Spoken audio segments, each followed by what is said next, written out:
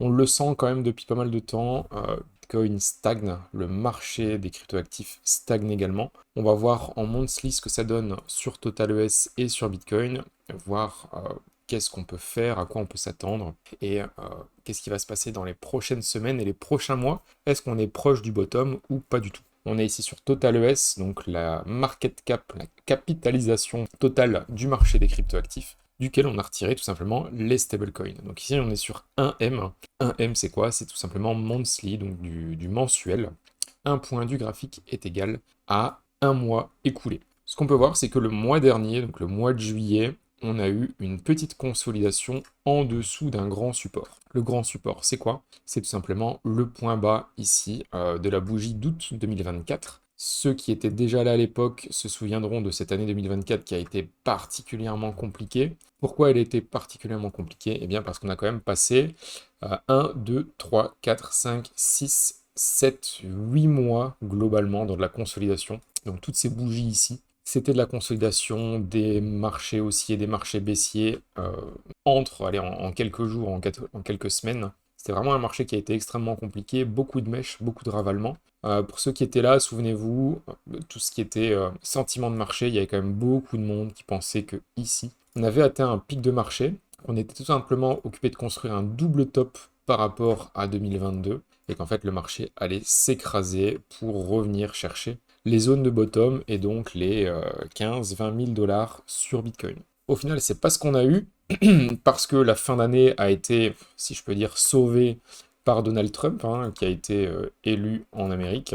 Et c'est ça qui nous a permis quand même d'avoir un beau rebond de fin d'année 2024 ici en novembre avec une belle bougie verte et une reprise avant de venir topper tout simplement en octobre 25. Ça fait déjà quelques mois au final hein, que le top a eu lieu et qu'on est en bear market maintenant. Tout ça pour dire qu'on est donc occupé de retester le support ici qu'on avait connu au mois d'août 2024. On le reteste par le bas en tant que résistance. Donc ici sur le mois d'août, qui a commencé il y a 4 jours maintenant, eh bien on est occupé de tout simplement flirter avec cette résistance-là, on est juste au-dessus. Il y a quelques jours on était juste en dessous, hein. On peut voir qu'on a eu une petite mèche ici. En dessous, pour l'instant on n'a pas vraiment de dégagement du prix actuellement, donc patience. En tout cas, on a un point qui est assez négatif à ce niveau-ci, c'est qu'on est toujours en dessous de ces gros points de résistance. Donc le premier c'est celui-ci, et le deuxième c'est celui-ci qui correspond au bottom de janvier 26, tout simplement. Donc ici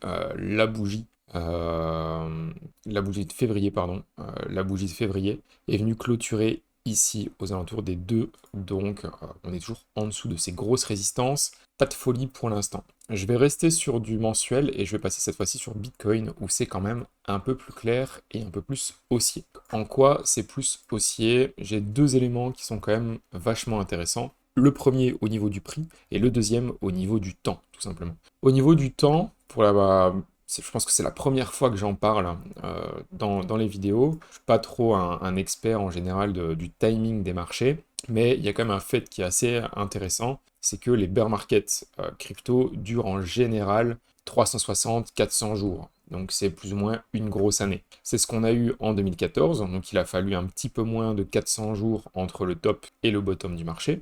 Par contre, hyper intéressant, en 2018, eh bien, on a eu 365 jours exactement, donc une année tout pile entre le jour du top du marché et le bottom du marché baissier, hein, qui avait eu lieu, ici on se souvient, en fin d'année 2018. Ensuite, un peu plus récemment, en 2021, on avait connu le top, hein, vous vous souvenez, ici, fin d'année, avant un bottom début 2023, fin 2022, début 2023, et ça avait duré exactement, on peut se mettre en jour hein, ici, hop, on le voit là, entre novembre 21 et tout simplement novembre 22, on avait eu 377 bars, donc quasiment une année écoulée, et actuellement, où est-ce qu'on en est? Si on se met, on va rester peut-être en daily pour regarder ça, hop, ici, on prend le top du marché en octobre. Actuellement, ça fait 300 jours qu'on est en bear market.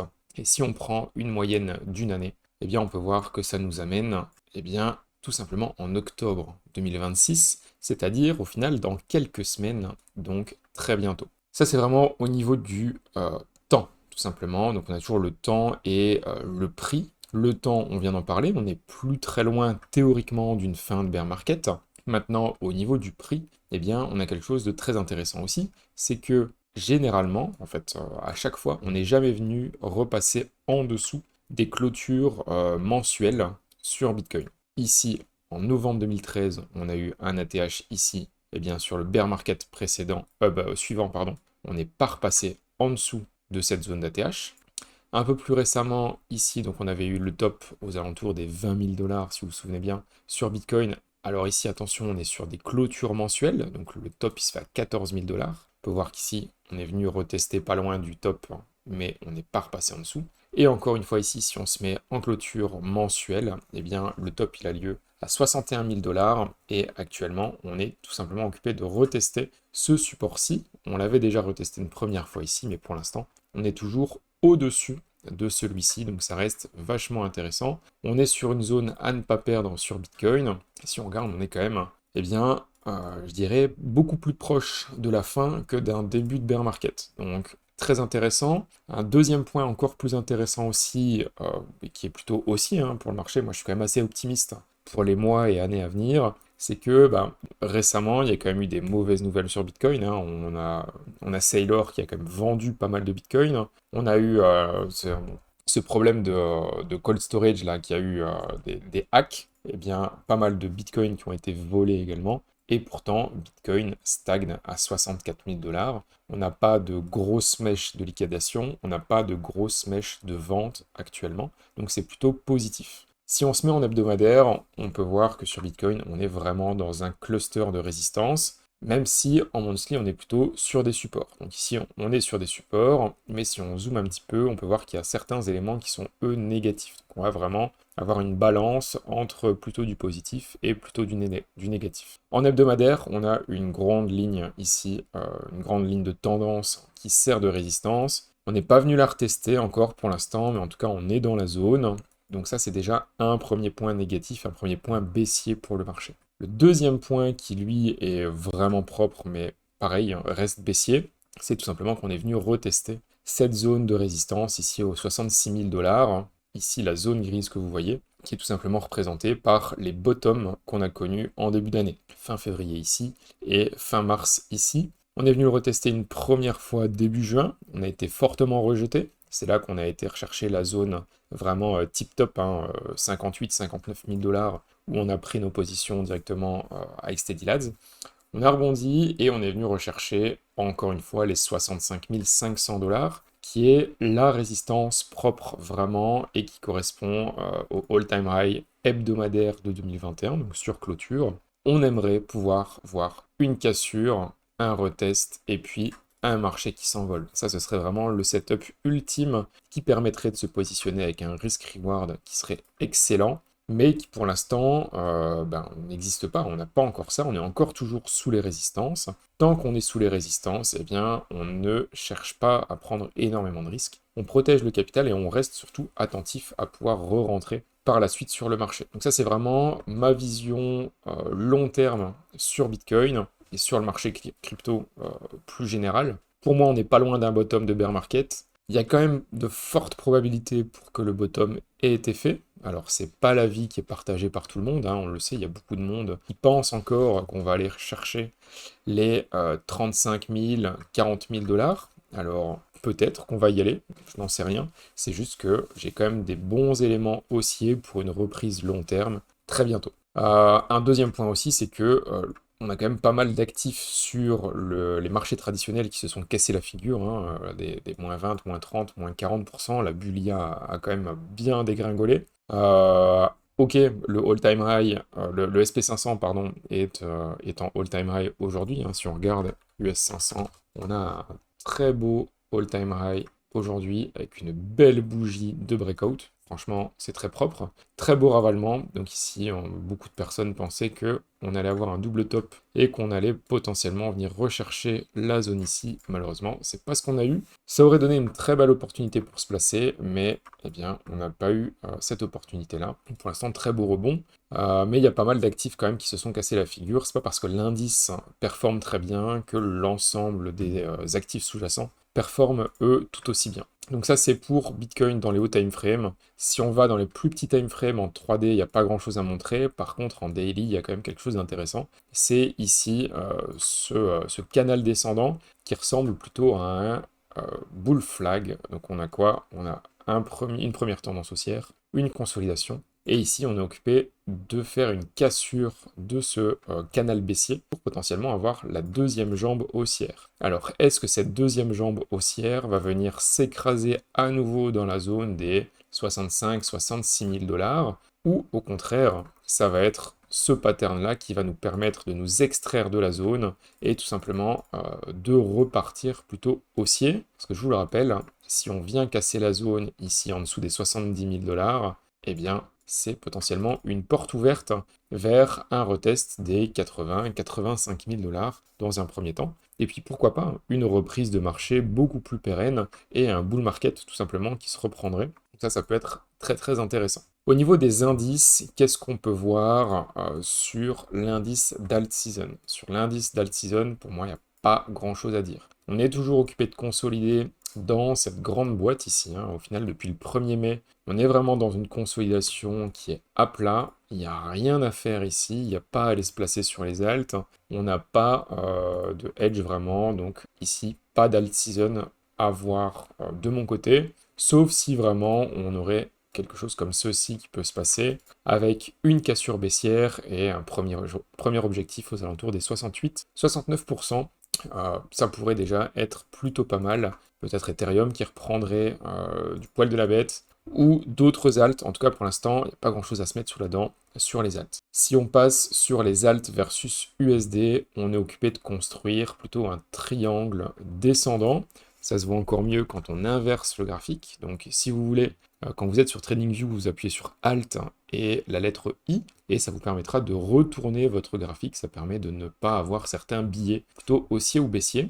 Donc ici, si ça monte, en réalité, ça veut dire que c'est baissier pour le marché. Et on peut voir qu'on est occupé de construire un triangle ascendant avec une belle résistance marquée ici aux alentours des 394.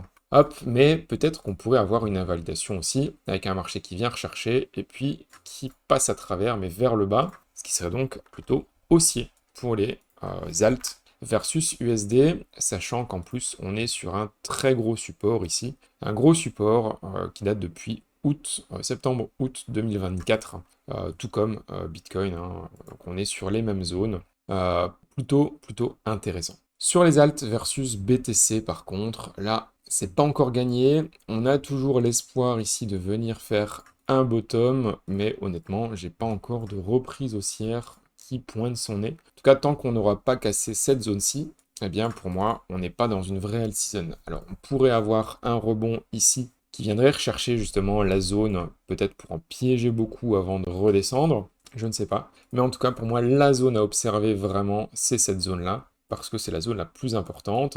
Ce qui est surtout super intéressant, c'est que si on vient rechercher cette zone-ci, eh bien les deux résistances sont quasiment au même endroit. Et donc il suffirait d'une petite poussette, entre guillemets, pour passer à travers et venir tout simplement chercher une vraie alt season. Pas des petits rebonds comme on a eu en 2024 ou en 2025, mais vraiment un pattern plutôt fortement bullish qui permet de faire des bons profits, parce que pour l'instant, eh bien depuis 2021, je sais que je le répète depuis pas mal de temps, mais il n'y a vraiment pas grand-chose à se mettre sous la dent sur les alts. Bitcoin, on en a déjà parlé. On va parler un petit peu d'Ethereum. Ethereum qui est à nouveau dans une zone de résistance. Versus USD, ici on est venu retaper dans le bottom de février 26. On a eu vraiment un breakdown, un retest. Maintenant, est-ce qu'on va venir tout simplement consolider et puis recasser par le haut?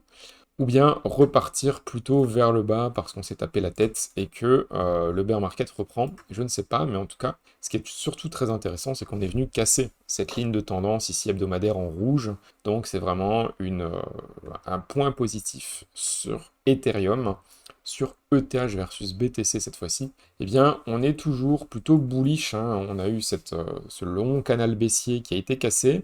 La zone charnière de résistance ici qui a été cassée aussi. Maintenant, on est venu dessiner, hop, ici, une divergence baissière sur le RSI, ce qui nous permet de consolider un petit peu plus longtemps dans cette boîte rouge, et peut-être qu'en réalité, Eh bien, cette boîte rouge, ce n'est tout simplement qu'une première marche de l'escalier haussier et que Ethereum va reprendre la voie haussière pour aller rechercher les 0.03, 0.04 peut-être. Ce serait des très belles performances et Ethereum, je pense qu'il peut le faire à l'avenir. Parlons enfin de Solana. Solana qui, lui, en hebdomadaire, eh bien, reste toujours baissier selon moi. Tant qu'on n'a pas cassé les 80-81 $, qui est vraiment la zone charnière, hein, ici on peut voir, hein. Ça a servi de support, très beau support. On est venu le retester. Là, j'ai vu énormément de personnes qui passaient boule sur Solana. J'ai vu énormément de tweets, de messages qui disaient oui, mais Solana va repasser à 100 $, à 200, à 300 $.